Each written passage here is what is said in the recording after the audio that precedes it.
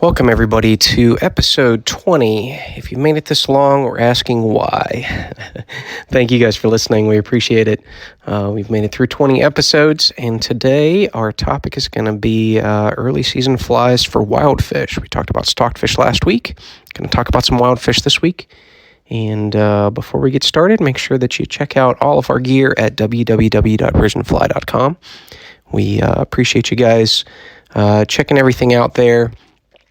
Buying some of our gear, seeing us expanding, just a little bit of insight, some things that we probably have going on here in the next couple weeks is a ton of new flies.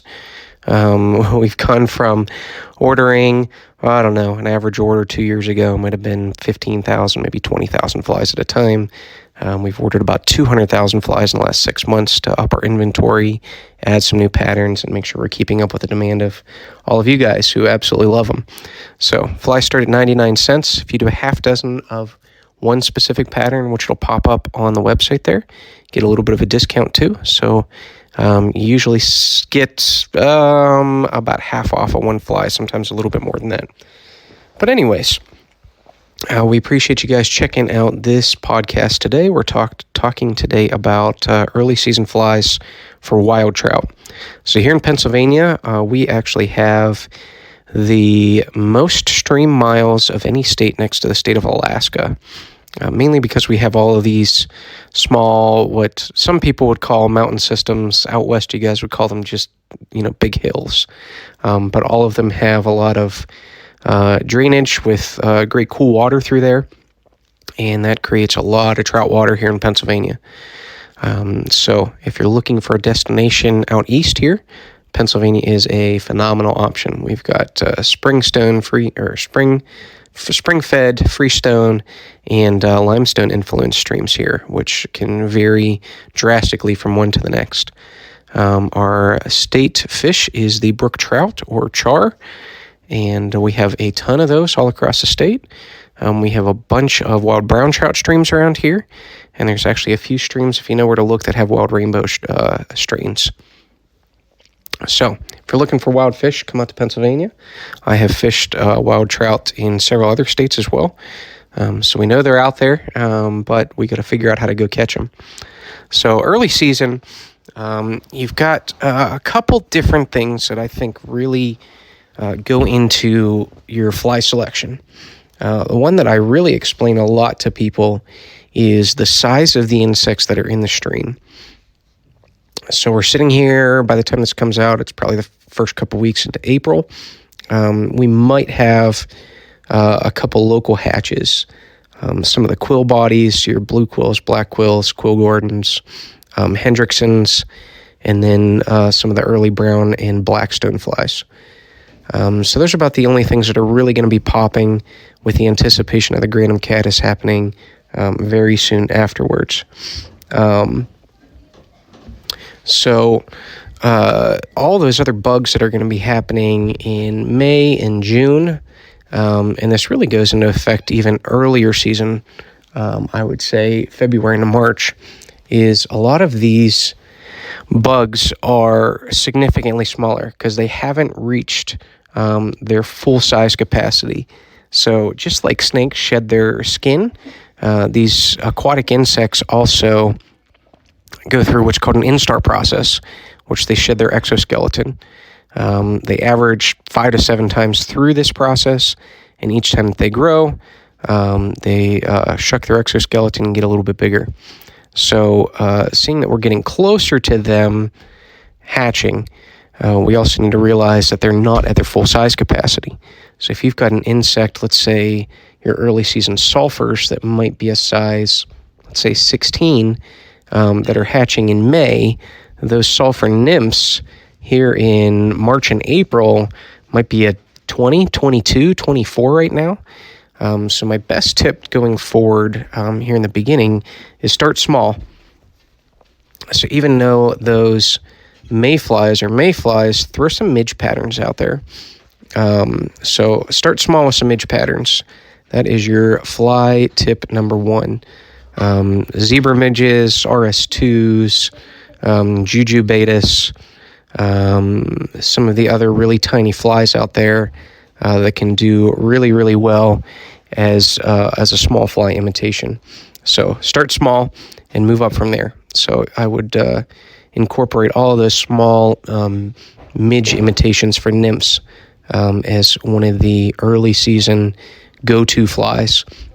Not because there are midges, because there are midges out there, but because of the size of the flies. Now, if you want to throw a small imitation like a blue-winged olive in a size 20 or 22, you might see some blue-winged olives no matter where you are, but make sure that those smaller flies will probably hook into a decent amount of fish in your wild trout streams first. The next thing you have to think about is we've got water temperature rising. So these temps coming from winter months where some of these streams may have been literally frozen over, or at least a bunch of ice and snow on the banks. This water temperature is low. These fish are cold-blooded rather than warm-blooded, so they're going to react to the temperatures of their environment rather than us as warm-blooded, which we always kind of need a consistent temperature to stay warm. So as this water temperature is rising, so is their metabolism. So they might be able to survive over the winter months with a lower metabolism and not eating as much. So once that water temperature rises and their metabolism is going up, they might need some larger meals. So the next thing we're going to talk about is actually throwing some larger flies into the mix. So around here, I would say one of the top big flies that should be used in your box is some sort of sculpin pattern. Sculpin is a freshwater fish that kind of hugs the bottom and is a big forage base for a lot of wild trout out there, especially brown trout. So these can range in coloration from brown to olive to black, and all three of those are things that need to be in your box. They have a very large head that tapers into a smaller tail. So think of more of like a tadpole shape than a minnow shape, with a round head and more of a streamlined tail from there. So adding patterns like a slump buster, which has that extra wrap of crosscut sonker right behind the cone to give it more of a bulkier look. There are specific patterns out there for the sculpins too. So you've got some that have the sculpin heads on them that are specifically designed to get that flat, wide profile, or even make sure when you're tying your woolly buggers, you've got your saddle hackle with the longer fibers towards the eye of the hook and the thinner fibers towards the back. And it's for that reason too, to create a bigger head on that fly too. So we've got two flies so far. We've got our midges because of size of the actual insects, and then we've got a bigger forage base in terms of bait fish, especially sculpins, because the water temperature is rising up. Next one I would say is you've got a lot of other fish that are spawning in the streams this time of year. I know Lake Erie, just from some reports recently, that a couple weeks ago the sucker started coming in, and then the smallmouth bass will actually follow soon after that.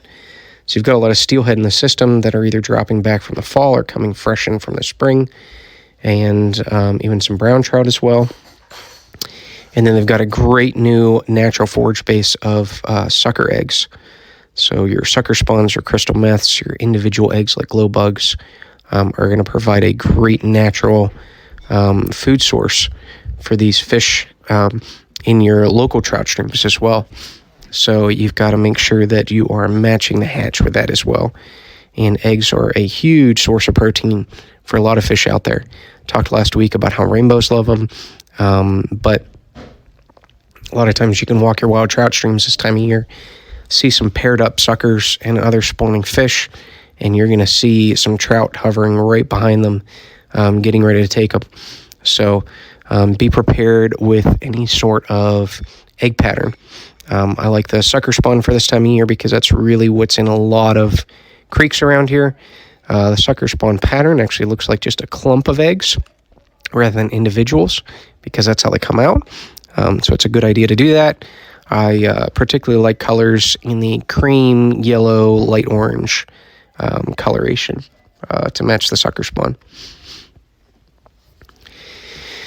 So after we're moving forward from there, so we've got just some things that you want to try to match as best as possible. And then we've got the absolute specific matches too. So we're getting into the hatch matching phase. So I've already mentioned some of those early season hatches that you're going to see around here. Your black and brown stoneflies, your Hendricksons, your quill bodies, blacks, blues, quill Gordons. Make sure that you have some of those. And then also on top of that, your blue-winged olives. Blue-winged olives are known for dreary days, which we see a lot of in Pennsylvania. Looking outside, and it's a dreary day today. I would say anywhere ranging from size 16 would be probably the biggest blue-winged olive you're going to see, down to 20s and 22s are a good range to have. Make sure that you have the whole range of life cycles too. So you've got an emerger, you've got your catskill or parachute, whenever you like to fish. I prefer catskill in faster water, parachute in slower. And then make sure you have your spinners. I would say, and this is a whole new podcast down the road, the biggest thing that most fly fishermen miss, especially if you're new into it, is staying late enough and having the spinner falls in the evening, or having a spinner fall in the middle of the day, which happens here and there, and not being prepared with the right pattern. So we've got our hatch matchers for this time of year. On top of that, don't be afraid to throw some dry droppers too. So you've got some of these smaller flies that we talked about earlier with your midge patterns. Don't be afraid to throw that under a humpy stimulator, a parachute Adams, something like that, that's going to be able to let you naturally drift some of those smaller flies. But it still wouldn't surprise me if some of these fish are getting opportunistic as the season's coming around. Like I said, the water temperature's rising, their metabolism's going up. They really need to feed a little bit more, and they might take a dry fly, even on something that's not really hatching right now, but because of the opportunity of having a nice meal sitting there for them. So we've covered all the bases that I wanted to cover today. So make sure that you've got some small flies because of the size of the bugs that are actually in the system right now. You're not going to see a size 14 March brown because they're still about a month or two away from hatching, depending on your time of year and when this podcast is actually hitting. And make sure you're going a little smaller. Match the natural hatch of some of the forage bases in the streams with eggs, and then some of the bigger meals that they're going to want to try to gobble up in some bait fish and streamer patterns. Look for your hatch matchers, so the early season hatches. Mention a handful that are around here, but pull into your local fly shop, pull a hatch chart, talk to some other local anglers, see what's hatching here in the near future, make sure that you're ready for them. And then don't be afraid to throw that dry dropper out there too. You might be surprised as to how many times you use that dry. It's just an indicator, and a fish actually takes it this time of year. So hopefully you guys have enjoyed that. We've covered a lot of our bases right now through last week with our stock trout flies, and then we've got our wild trout flies this week. Hope you guys have enjoyed that. Many of the patterns that we spoke about in both of these videos are available on our website. You can get them for as little as $5.50 for a half dozen, or 99 cents a piece. So go ahead and check those out on the website. You can pull up the link under www.risenfly.com. Check out the top tab, drag down to flies. We actually have them sorted even to nymphs, dries, tungsten beads, brass beads, saltwater, streamers, all the above to kind of make it a little easier for you to find everything. We're adding a ton of inventory to all the flies, so if you see something out of stock, it's coming soon, and then we're going to plan on adding some more patterns throughout the year as well. Hope you guys enjoyed the podcast today. Thank you guys for listening.